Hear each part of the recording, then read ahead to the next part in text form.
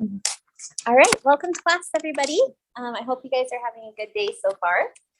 So our lesson today is section 3.1, so our first lesson in chapter 3. And I've upgraded or updated all of your grades in Canvas. So like XYZ and Canvas don't talk directly to each other. So once a week, I update your grades. And I just did that this afternoon. So if you finish any work, like if you redo an assignment with a late pass or something like that, then that will basically be updated in Canvas next week when I do it again. So there may be a lag of a couple days depending on when you finish late assignments, if you do that. But for the most part, most of you guys had everything all finished. So great job on staying on pace and getting everything finished early or on time. So section 3.1 is about finding solutions to equations that have two variables. So we've been doing a bunch of stuff with finding solutions to equations or inequalities. And so far, they've all had just one variable. So in this section, we're going to move into having equations with two variables.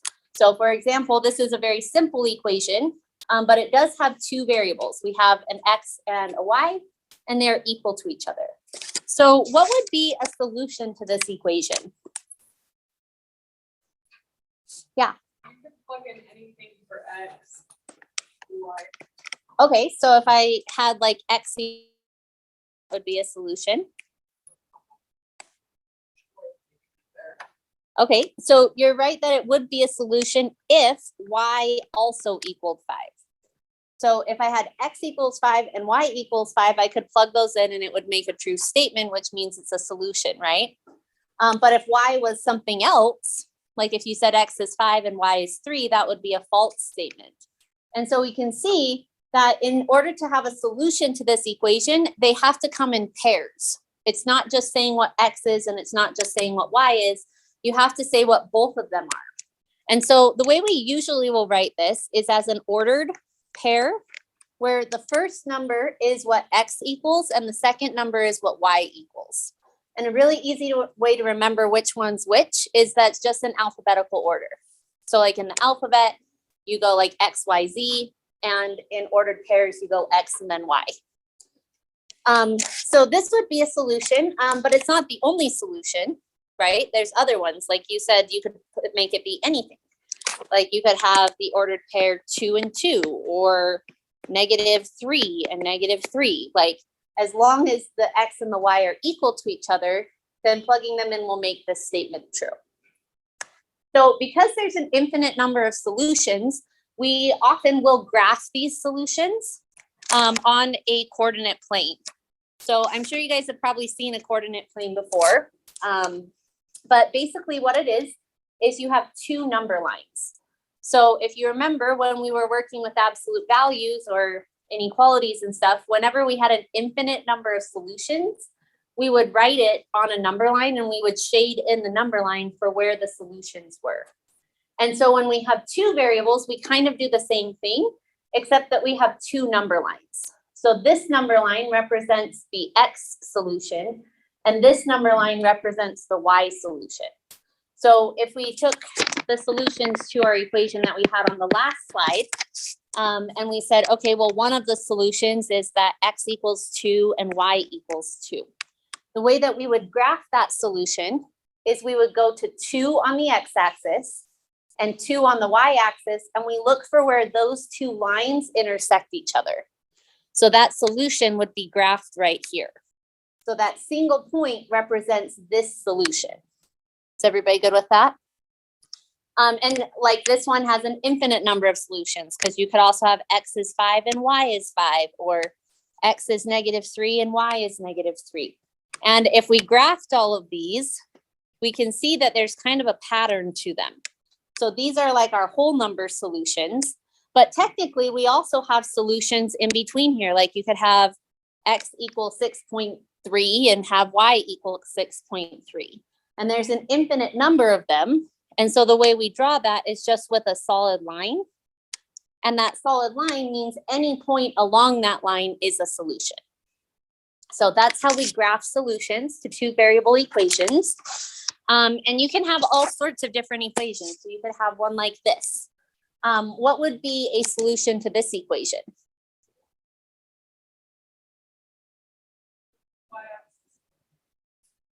So over 3 on the x-axis. Okay, so what would be the solution? What would x equal and what would y equal for that solution? Okay, okay. So you're saying like maybe just say like x is 0, figure out what y would need to be. If x is 1, what would y need to be? Okay, so if we do that, if x is 0, what does y have to be in order for it to be a solution? Yep, 0. And if x is 1, what does y have to be? 3. And then you could do more than this. Like you could say if x is 2, then y has to be 6. And if x is -3, then y has to be -9, right? And if I graph these, 0, 0 is going to be that point right there. 1, 3 is 1 on the x, 3 on the y. And the intersection of those two lines is at that point right there. And 2, 6 would be like right here. And then -3, -9 is off the graph. You can see this pattern would continue. And basically, whenever you have an equation that like doesn't have exponents or square roots or things like that, or like x's and y's multiplied together, then at that point, it will pretty much always make a straight line, which is everything in this chapter that we're working with. So technically, you don't have to find a whole bunch of solutions. You only have to find 2. Because like if I knew that this was a solution and this was a solution, I could just connect those in a straight line and that would show me what the rest of the solutions were. So there are always an infinite number of solutions to equations like this, but you only have to find 2 of them to be able to graph the line because as long as there's no exponents in the equation, it should make a straight line. So let's do another example with this. So what would be some solutions to this equation?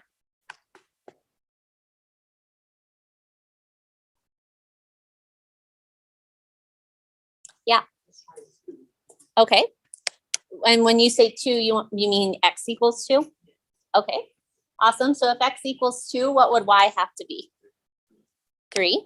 Perfect. So that gives us this solution right here. What's another one?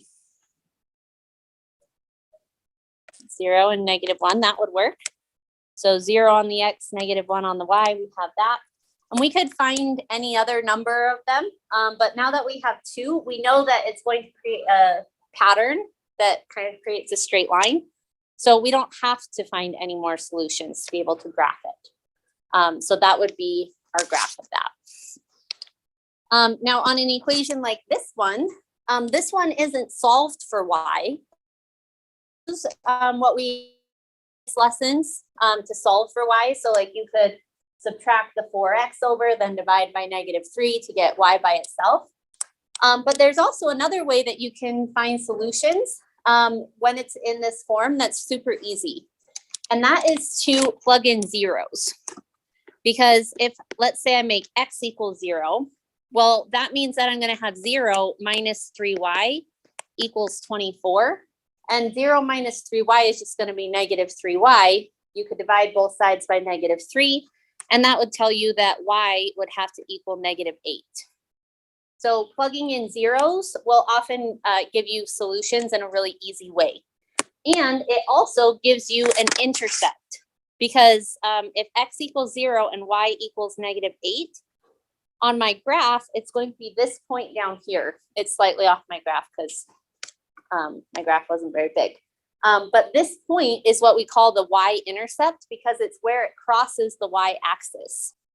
And the reason why plugging in a 0 for x will always give you the y-intercept is because the y-axis goes through x equals 0.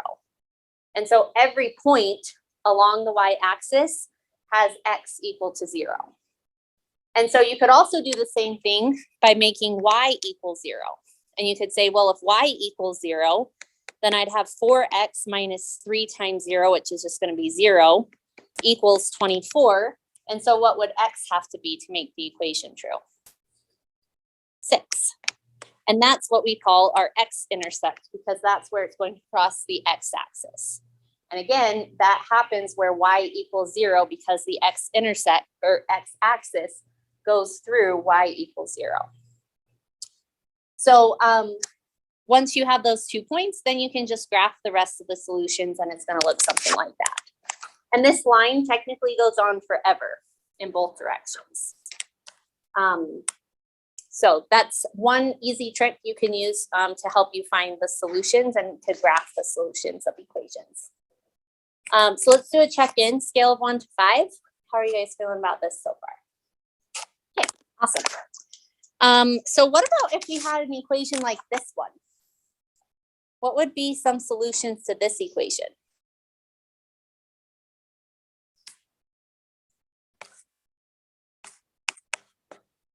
Did I see a hand? Yeah. Okay, perfect. So like this, is that what you mean? Oh. Yep, exactly. So all of the points along this line will be solutions to this equation because this equation didn't have any x's in it. So I could say like, okay, x is 0 and y is -3. Well, if you plug those numbers into the equation, it makes it true. But I could also say x is 5 and y is -3. That still makes the equation true because there's no x's to put in there. And so that's why the graph looks like this, because 0, -3 would look like this, 5, -3 would look like this. And you could literally have any number for x and it wouldn't matter in terms of making the equation true. But you do have to make sure that y equals -3, which would be all of these points along here. So that's what y equals -3 would look like. Show me with your arms, what would x equals -1 look like? Yep, exactly. It would look like a line like this, because you could have x equals -1 and y equals 0, or you could have x equals -1, y equals 6. It doesn't really matter what y is as long as x equals -1. So you'll have a couple problems like that. And then you also have some problems where they ask you to use the intercepts to graph the equation. So again, the way you find intercepts is you just say, well, the y-intercept is going to happen where x is 0. So you'd put in a 0 for x, which means y would have to be -4. And you can see on this graph that y is -4 there. And then you do vice versa to figure out what the x-intercept is. So here's a summary of everything you need to know for this lesson. So x-axis is the horizontal one, y-axis is the vertical one. When you have an equation like y equals 3, you're going to have a line that goes through y equals 3 versus x equals -5, it will be a vertical line. And then if you have x's and y's in the equation, then your line is going to be slanted to some degree. And we'll talk in later lessons about like the slope of a line and stuff like that. But this is all you need to know for this lesson. So, oh, one other thing. So you don't have anything like this on your homework, but I just want to ask you guys kind of as a exploration question. What do you guys think the solutions to an equation like this would look like? Can you guys find a solution?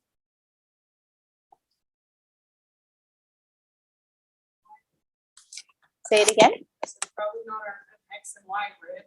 Right. It's more. Mm-hmm. Yep, it would be a 3D answer. What would be one of the solutions? So there's an infinite number of solutions, but what would one of the solutions be? Yeah. I say y 0, 0, so we find that x is going to be the same. Totally. Yep. So you could say something like x equals 10, y equals 0, z equals 0. That would be a solution because you could plug those numbers in. That would make it true. You could also do something like that. That would work. Yep. And there's an infinite number of them. And so the way that these solutions would be expressed is as an ordered triple. So kind of like when we do ordered pairs is like X, Y. With this one, you do X, Y, Z, and you'd have an ordered triple. And this type of stuff, like I said, you're not going to see this in your homework, but this is used a lot to model three-dimensional things. Because like, let's say in our classroom, we have like an X-axis going this way and a Y-axis going this way. Well, you guys could describe each place where you guys are sitting from where you're at on the X-axis versus where you're at on the Y-axis. But if you added another axis and you did it perpendicular, then you could also describe how high it is. And so you could use that other measurement to describe like your height, or like if you went underground, that might be like a negative number on the Z-axis. So we're not going to do anything like that in our class, but you can add multiple dimensions like that. And that's what that would represent. So we'll go ahead into our homework time. I have a couple questions pulled up that like I thought were maybe a little bit challenging. None of them are terribly hard, but I'm going to start on question 10, and then I'm also going to do question 12 and question 8. So if you guys want to follow along with me, you can start on question 10 with me, or you can just work on your own pace if you'd like.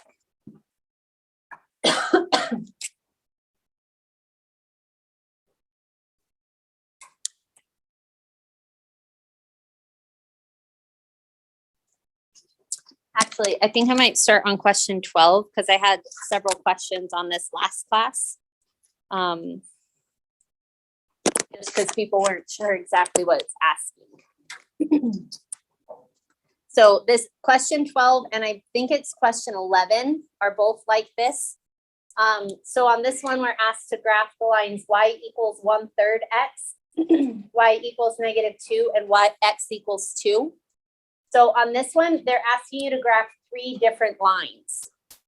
So when you get to those problems, it's not like saying y equals -2 and you plug that into this. It's asking you to graph 3 different lines. So the first line they ask us to graph is y equals 1/3 x. The next line they ask us to graph is y equals -2. And the last one is, x equals 2.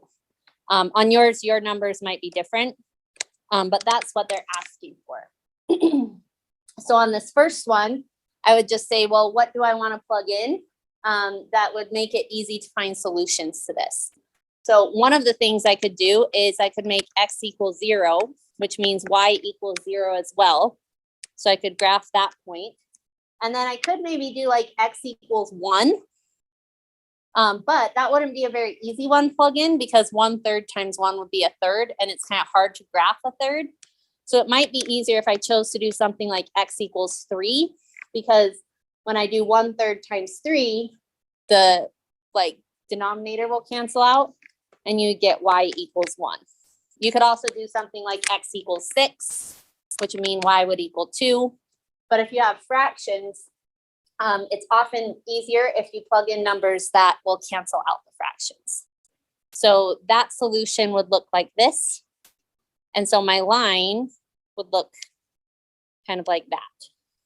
And you can see like the other solution I found where x is 1 and y is 1/3, that's still on the line. It's just easier to graph it if I don't have to try to graph a fraction. So that's how I would graph that line. But to finish the problem, I have to also graph the other 2 lines. So y equals -2 is going to be a horizontal line through y equals -2, because those are all of the points where y equals -2, and it doesn't matter what x is because y equal, like that wasn't part of the equation. And then x equals 2 would look like this. So when you graph it, you should have 3 different lines on your graph. And I'm pretty sure it's question 11 is like that as well. It might be 13 though, but they're close to each other. So if you guys want to, you can go ahead and try that one on your homework. And then I'll go through question 10, which involves decimals.